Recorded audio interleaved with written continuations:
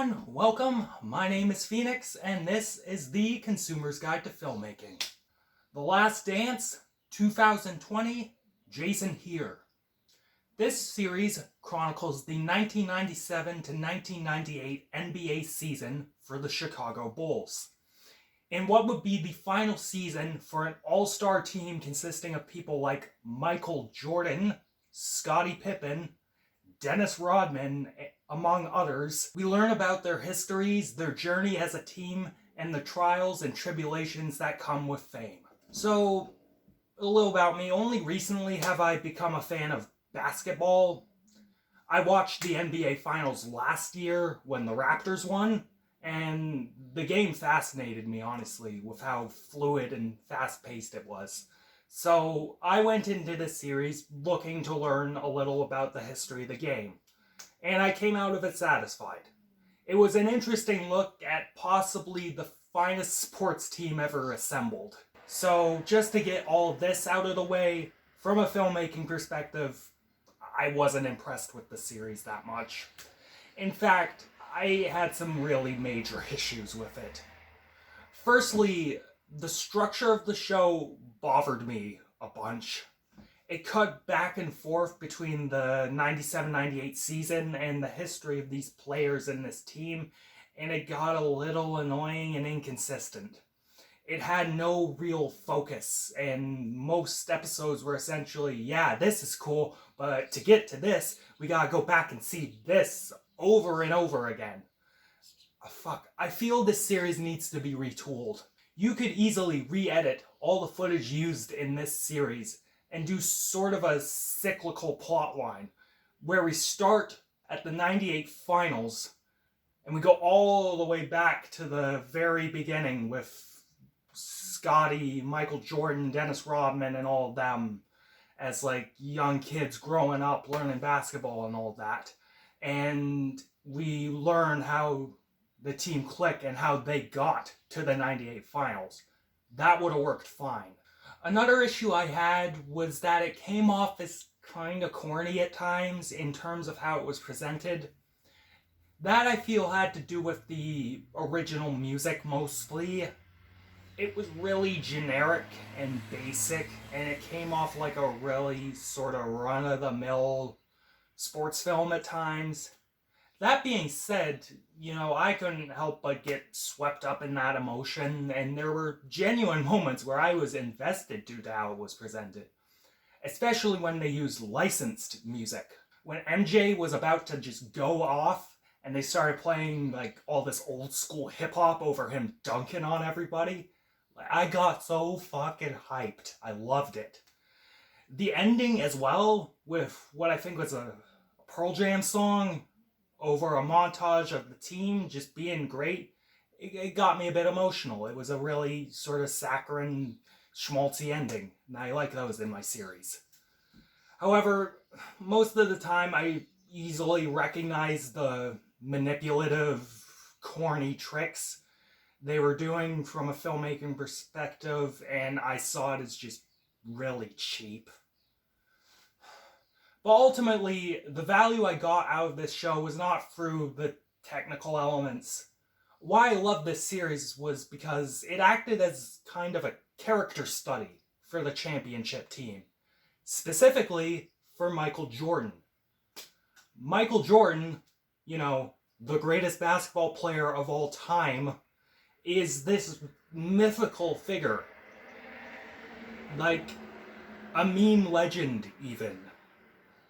And this series really humanized him. It brought him down to a level that we peons can understand. I don't fucking know. This young kid growing up in New York, he was motivated and dedicated, a work ethic like no other on the college circuit. He worked his ass off to get to the NBA. He was a first-round draft pick. And through just sheer dedication, he took the Bulls from a fucking team of Bush League jobbers to the greatest team in the history of basketball.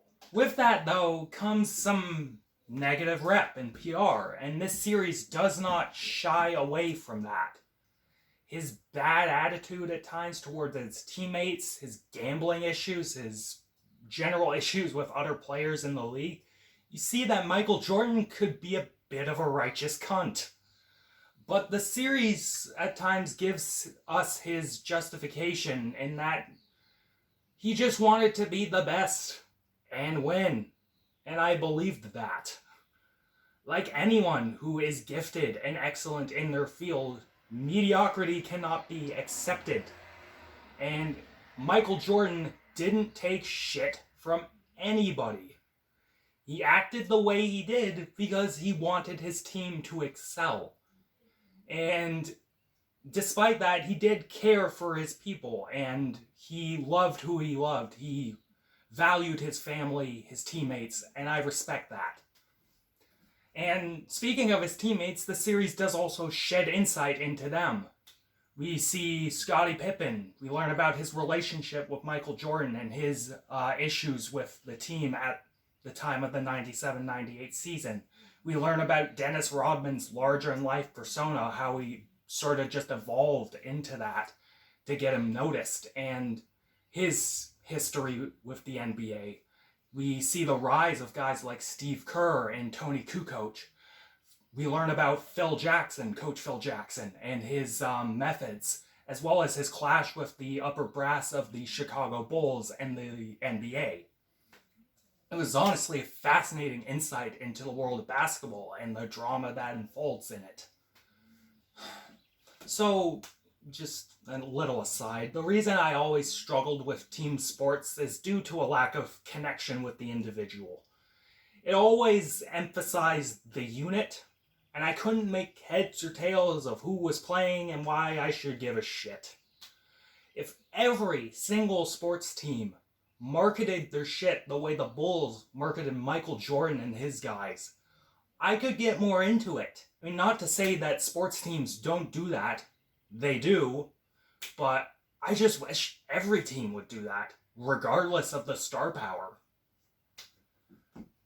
Overall, while the presentation left a little to be desired, I was invested in the show and interested in this series from start to finish. It was a humanizing moment for Michael Jordan, and a great primer for me to get into basketball more. If you're a fan of the hoops, or you love Michael Jordan, give this series a go. And I'm feeling a 7.5 out of 10 on this one. It's fucking hot outside. Christ almighty. Stefan, take it away. Yo, it's your boy Stefan. And if you made it to this part of the video, you know you just watching a fly-ass review by my man Phoenix. Make sure to like, share, and subscribe to this channel. Pass these videos around. Also, make sure to follow this channel on Twitter, Facebook, Instagram, MySpace, all that stuff. Links to those will be in the description. And man, if you like what's going on here, if you want Phoenix to keep doing his thing, man, you gotta donate to our Patreon and Subscribestar pages. That way, you can get all sorts of extra content that's just straight up baller. Yo, this your boy Stefan signing out. Peace!